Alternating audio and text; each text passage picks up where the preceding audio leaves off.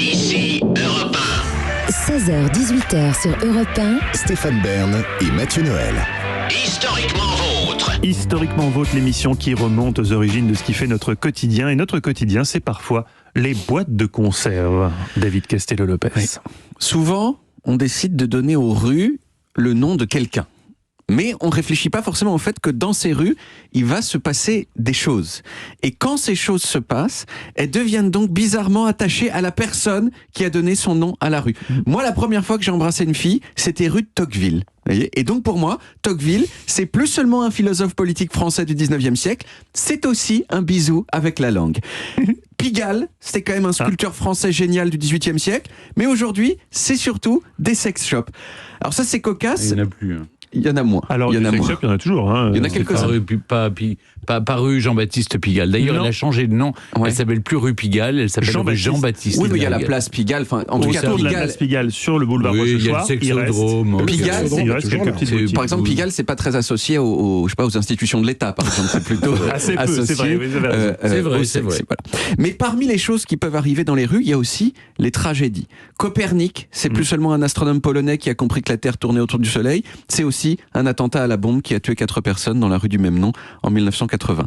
Et les attentats de Charlie Hebdo en janvier 2015, ils sont liés pour l'éternité à un monsieur qui, avant cela, n'avait absolument rien à voir avec les caricatures de Mahomet et qui s'appelle Nicolas Appert. Sur la plaque bleue et verte de la rue à Paris, à côté de celle qui rend hommage aux victimes des attentats, on lit rue Nicolas Appert, 1749-1841, inventeur de la conserve alimentaire. Alors, comme super souvent dans l'histoire, la boîte de conserve, elle est née des besoins de la guerre. Il n'y a pas grand-chose qui motive davantage les gens à faire des trucs que la perspective de pouvoir botter le derche de l'ennemi. Là, on était à la fin du XVIIIe siècle, moment de rivalité très grande entre la France et tout le reste du monde, en gros. Et l'un des enjeux militaires majeurs de ce moment-là, c'était d'arriver à nourrir correctement les marins qui passaient des mois sur leur bateau, loin de toute source de nourriture fraîche. Et c'est là qu'est intervenu monsieur Nicolas Appert. Nicolas, c'était pas du tout un scientifique. Il avait fait aucune étude. Il a d'abord été cuisinier dans l'auberge de son père, puis chez une duchesse en Allemagne, puis dans une confiserie à Paris. Et pendant tout ce temps-là, il a fait des expériences pour essayer de trouver des façons de conserver la nourriture. Et il a découvert qu'en mettant de la viande ou des légumes ou d'autres trucs dans des bocaux en verre très épais, en faisant chauffer le tout longtemps, puis en fermant hermétiquement la bouteille, la nourriture se conservait pendant des mois.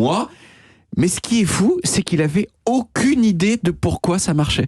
Ça marchait en fait, on le sait maintenant, parce que la chaleur tue les micro-organismes qui sont dans la nourriture et que l'hermétisme de la boîte empêche de nouveaux organismes de rentrer. Mais ça, on ne l'a compris que 50 ans plus tard avec Pasteur. Lui, il a juste dit, ça marche, allons-y quoi. Alors que fondamentalement, il faisait quelque chose qui était très voisin de la pasteurisation 50 ans plus tard. En 1810, Nicolas, il a reçu un prix de l'État français pour son invention de 12 000 francs. 12 000 francs à ce moment-là, c'était l'équivalent de 16 ans et demi de salaire d'un ouvrier. Si l'ouvrier travaillait 7 jours sur 7. Ça peut avoir l'air pas si mal, mais les ouvriers étaient payés vraiment des misères, donc c'est pas non plus mirobolant. Dans les années qui ont suivi, la boîte de conserve, elle a nourri des milliers de militaires à travers le monde, sur des navires et ailleurs. C'est devenu à un moment quelque chose même de très chic, en particulier dans les colonies, parce que ça permettait de manger des blanquettes à Ouagadougou. Vous voyez, ce qui était quand même un truc assez chic.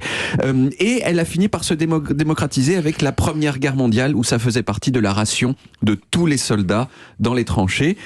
Et enfin, elle a été, on peut le dire, légèrement ringardisée par les surgelés après la Seconde Guerre mondiale. Mais elle survit encore aujourd'hui avec des versions bon marché, les cassoulets Rocklore ou William Sorin. Des versions chic aussi, avec la Comtesse du Barry, où c'est des boîtes de conserve à 40 balles. Et l'histoire de Nicolas, elle, malheureusement, elle se termine un petit peu mal. Il y a un Anglais qui a repris son idée en remplaçant le verre par du métal. C'est pas strictement lui qui a dit. Le principe était le même, mais il a fait le truc sous la forme d'une boîte de métal, ce qui est un peu celle qu'on a en tête aujourd'hui. Sauf que l'Anglais, lui, il a déposé un brevet et il a gagné de l'argent. Dans les années 1830, Nicolas, il a demandé au roi Louis-Philippe d'avoir la Légion d'honneur, mais elle lui a été refusée. Oh non. Et il est mort dans la pauvreté à l'âge de 91 ans. Il faut faire quelque chose. Enterré dans une fosse commune. Non.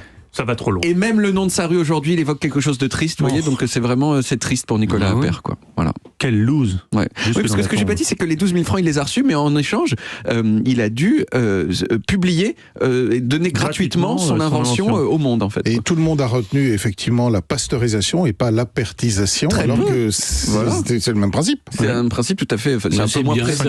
de lui avoir redonné sa mémoire. Merci. Je vous en prie. Merci David.